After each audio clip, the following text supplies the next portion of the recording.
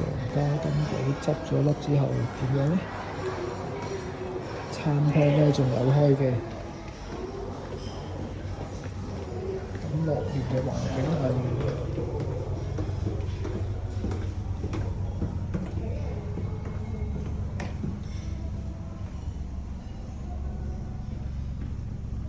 真係閂咗咯，拉閘，拉咗閘。嗰邊係 lift 口嚟嘅，落翻去進入咗歷史，呢邊都閂埋，拉閘就咁啦。咁我哋搭 lift 去翻大堂先啦。堂呢度就睇下啦。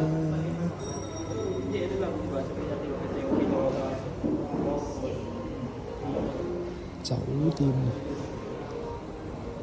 係繼續營運嘅酒店。已經執啦，進入咗歷史啦，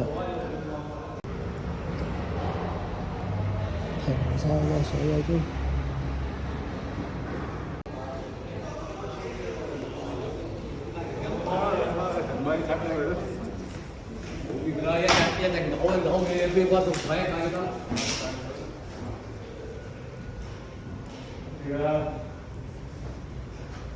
落晒閘啦！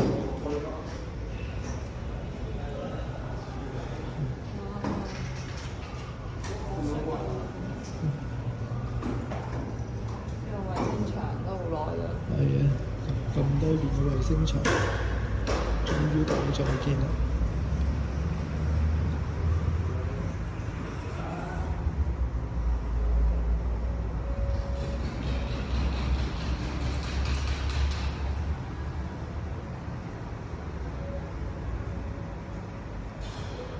全部閂晒落嚟，扶手梯都停埋。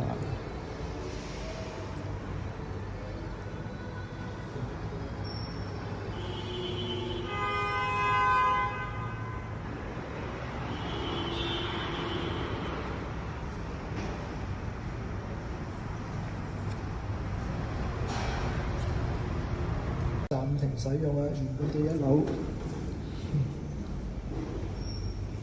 我哋又去翻停車場，咁停車場咧之前都拍過㗎啦，有細影片，但係大家得閒自己睇翻啦。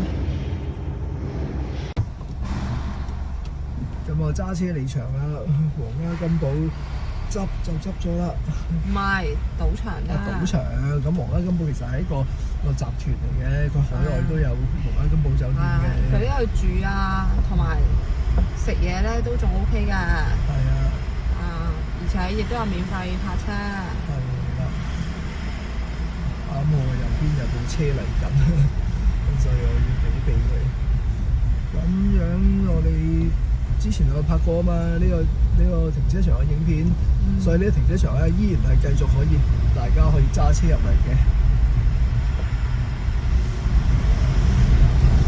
就懷念一下呢個曾經嘅衛星場。